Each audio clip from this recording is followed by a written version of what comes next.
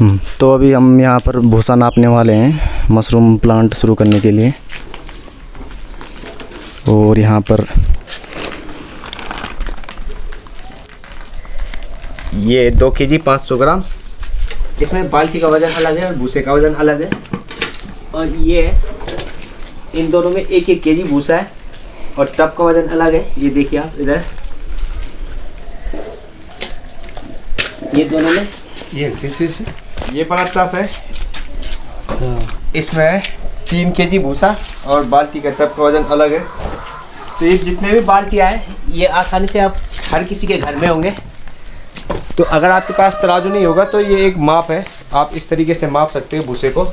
और बाल्टी का वज़न भी आप माप सकते हैं। पहले दिन अगर आप बाल्टी लेके और भूसा लेके इस तरीके से माप सकते हैं ताकि आपको पैमाना हो जाए। क्योंकि जो मेरा ड्रम है 200 लीटर का, इसमें मैं 10 kg भूसा भिगाता हूँ और 100 लीटर इसमें पानी होता है 1/10। तो इसमें ये 10 kg भूसा आराम से भीग जाता है।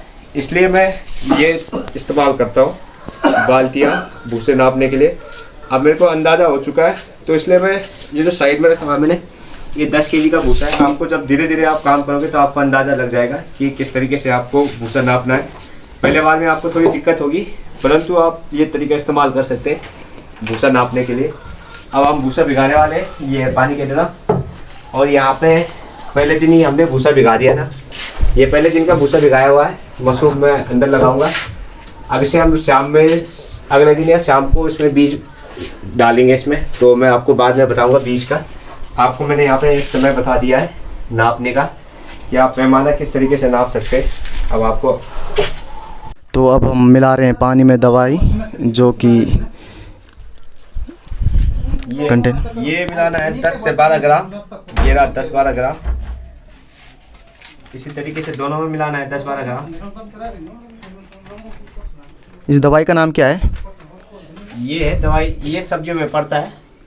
तो ये काम करता है भूसे को शुद्धिकरण के लिए। जो हम भूसा भिगा रहे हैं उसका मकसद ये है कि भूसे से कीटाणु मरने चाहिए और भूसे शुद्धि होना चाहिए। तो इसलिए हम इस दवाई को मिला रहे हैं 10-12 ग्राम दोनों। सर ये घुमा दो। और अब यहाँ पर ये दवाई डालिए तो इसको घुमा रहे हैं हम, ताकि अच्छी तरह से मिल जाए। ये है फॉर्मलिन। ये किस लिए डाल रहे हैं? ये भी पड़ता है भूसे को साफ करने के लिए। ये खुला नहीं है इसलिए ये अलग से रखा हुआ है मैंने। ये भी फॉर्मलिन ही है, दोनों एक ही दवाई है। तो इसकी मात्रा कितनी होनी चाहिए इसमें? ये होना चाहिए 120 ml। तो ये 60 ml का है जो आपने हाथ में लिया है। खुद समोसा है, बढ़िया है।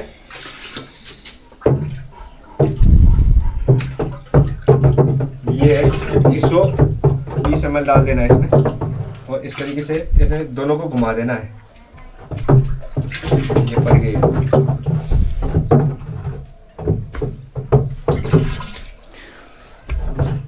ये दोनों दवाई सेम ही है, फॉर्मलिन ही है दोनों। तो इसका ढक्कन बंद हुआ था और ये पहले इस्तेमाल किया हुआ था, मैं नया लेके आया था तो ये इस्तेमाल में, इसीलिए वही डाला हमने। अब इसे थोड़ा 5 मिनट घुमा दो, क्योंकि जो पाउडर वाला है वो पाउडर नीचे जम जाता है, इसलिए अच्छे से घुमा दो ताकि मिल जाए। बाद में पाउडर नीचे जमा हुआ रहता है। अब इसमें पलट देते हैं भूसा। ये रहा भूसा, बस इतना ही मिला के ये तो पूरा बढ़। तो अब इसमें बारी है अब भूसा डालने की।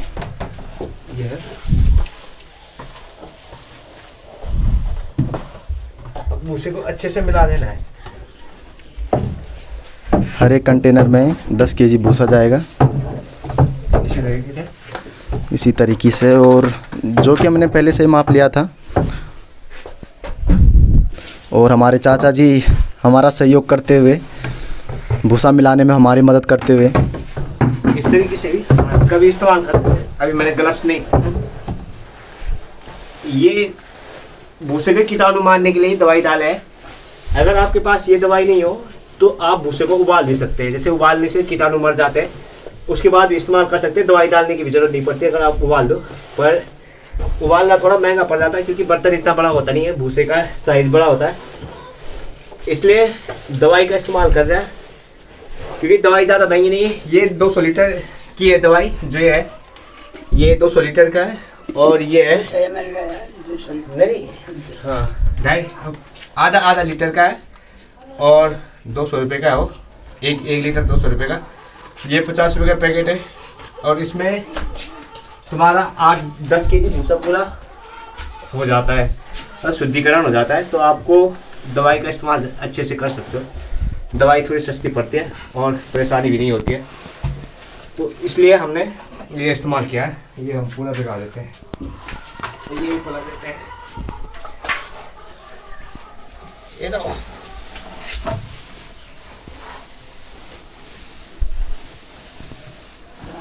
और हमारे इसमें भी 10 केजी भूसा था, तो इसको भी पलट रहे हैं। एक कंटेनर में 10 केजी, तो ये पूरा 10 केजी था जो कि इस थैले के अंदर है। तो इसमें पूरा 10 केजी भूसा था, तो इसको डाल रहे हैं अब एक कंटेनर में। और जो थोड़े से बचे हुए हैं ये इनको डालेंगे इस वाले में, क्योंकि इसमें भी थोड़ा कमी गया है। ये थोड़ा थोड़ा करके मिला रहे हैं।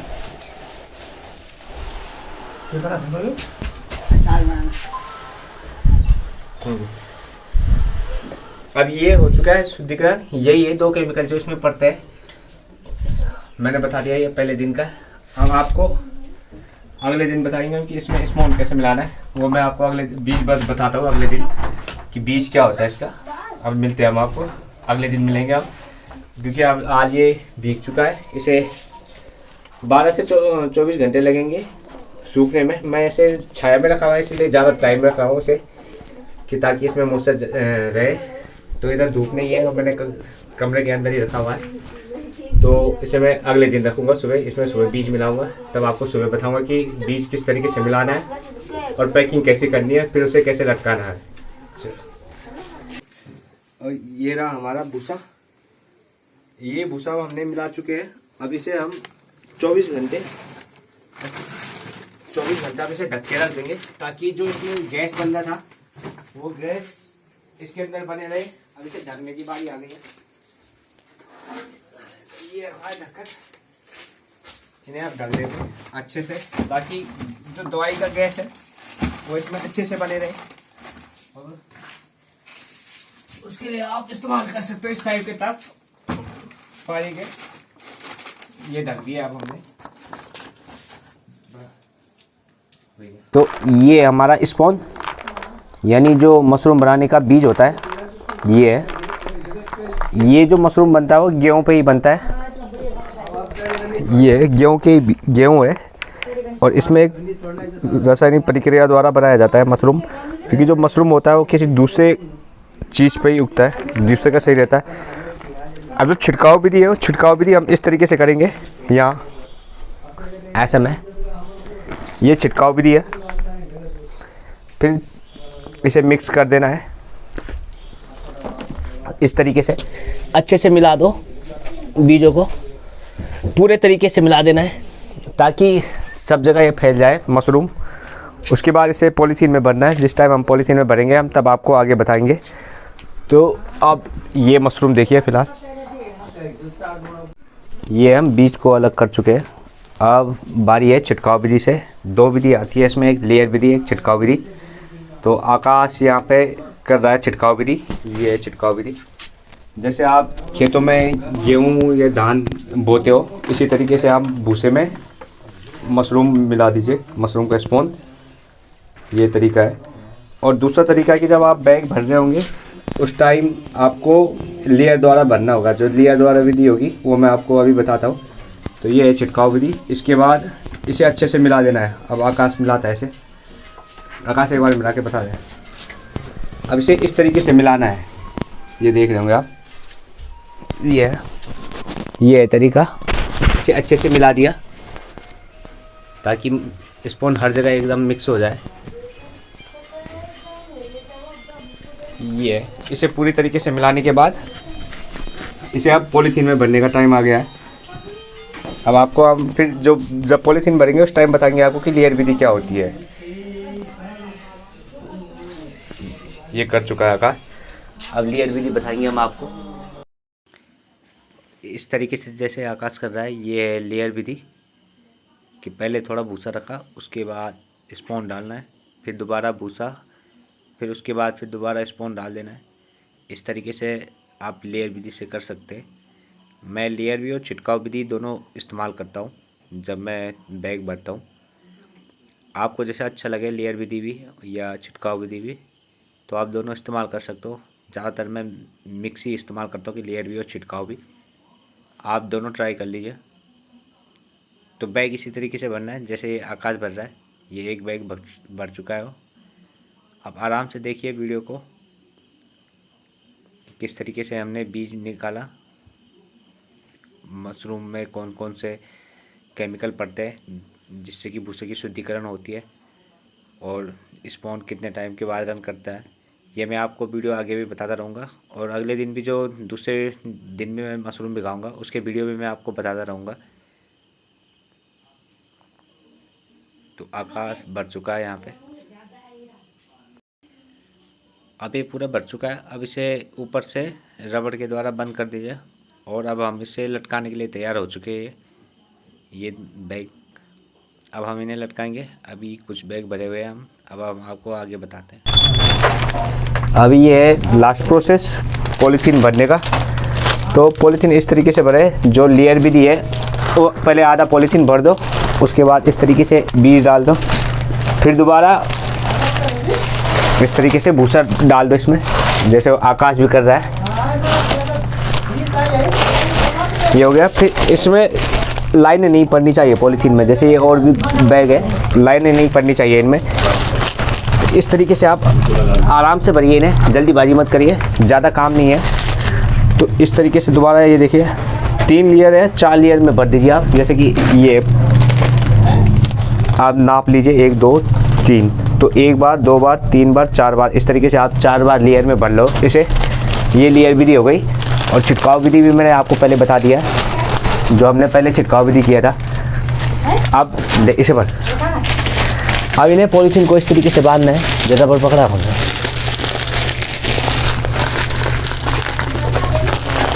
ये पूरा टाइट से।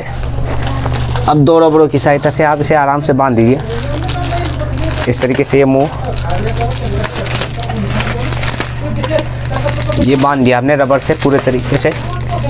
अब ये बारी आ चुकी है इन्हें अब रस्सियों में लटकाने की। अभी आप रस्सियों में लटकाएंगे अब इन्हें। अब आपको हम आगे बताते हैं, वो भी हम आपको आगे बताएंगे। ये हो चुका है प्रोसेस, ये पूरे भर चुके हैं पॉलीथीन यहाँ पे, और भूसा भी पूरा हमारा समाप्त हो चुका है। अब हम अंदर ये यहाँ लगाएंगे अब हम इसे मशरूम को। अब मशरूम के बैग हो चुके हैं तैयार हैंगिंग के लिए, और इस तरीके से आपको लटकाना है। मैं 1 डेढ़ साल से काम कर रहा हूँ, इसलिए मैंने पहले से ही रस्सी लटकाए हुए थे। मैं आपको बताऊंगा भी, रस्सी लटकाना कोई मुश्किल काम नहीं है। तो आपको अगर मशरूम के बारे में कोई भी जानकारी लेनी हो तो आप मुझसे कॉल कर सकते हैं। मैं आपको फ़ोन पे भी बता सकता हूँ। नंबर मैं आपको दे दूँगा, जब आप मेरे से कांटेक्ट करोगे तो नंबर मैं आपको बता दूँगा अपना। तो मशरूम लगाना कोई ज़्यादा मुश्किल काम नहीं है। आपको शुरुआत में दिक्कत आएगी, पर धीरे धीरे करके आप सीख जाओगे। अब आप आगे देखिए। ये है लास्ट बैग, इसे अब हम रख रहे। इसके बाद इनमें छेद करना है। छेद किस तरीके से करना है, इसमें करने 8 से 10 छेद, एक बैग में 8 से 10 छेद करने, ताकि छेदों के द्वारा ये बाहर निकलेगा। इन छेदों से ये हमने पहले आगे लगाया है, क्योंकि शुरुआत वाली चीज़ें आगे, ये जल्दी उत्पादन होगा, ये निकलेंगे। और जब ये खत्म हो जाएंगे, फिनिश हो जाएंगे, फिर पीछे के रहेंगे। इसलिए मैं पहले इन्हें आगे लगा रहा हूँ इन रस्सियों में, जो शुरुआत में जो पहले दिन के हैं। फिर जो अगले दिन लगाऊंगा मैं, अगले दिन का भिगा के रखा हुआ है भूसा उधर। ये भूसा फिर इसके पीछे लगेगा। इसी तरीके से फिर मैं बाद में लगाऊंगा, वो उसके पीछे लगेगा। तो हम आगे जो आप बनाएंगे, हम वो आगे ही लगाएंगे। जो 2-3 दिन बाद बनाएंगे वो आप पीछे लगाएंगे। अब मैं इनमें छेद करके बताता हूँ आपको। और ये रहा अब हमारा लास्ट बैग, जो कि अब हमने लटका दिया है रस्सी से। छेद का नंबर 3 ले लो। ये है लास्ट प्रोसेस, मशरूम भिगाने से लेके और उसे सुखाने और बीज भरने और लटकाने तक। अब लास्ट प्रोसेस है छेद करना। तो ये लाइन बनी हुई है 1 2 3 इस तरीके से लटके हुए। इनमें आपको 8 से 10 छेद करने हैं।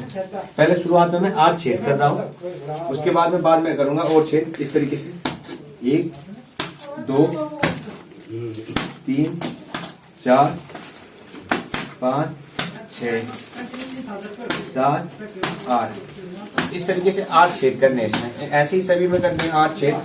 ये रहा 1 2 3 4 5 6 7 8 बस ये हो चुके 8 छेद इनमें। अब आगे ये आएंगे 17 से 20 दिन का टाइम लगाते हैं मशरूम आने में। कल हम जो भिगाएंगे बीज यहाँ पे ये है। कल हम आपको और भी बार आज की वीडियो में इतनी जानकारी, कल की वीडियो में हम आपको और भी जानकारी देंगे। जो अब हम ये हो चुका है, अब हम कल बताएंगे फिर से दोबारा से, फिर हम आपको बताएंगे किस तरीके से हमने काम किया।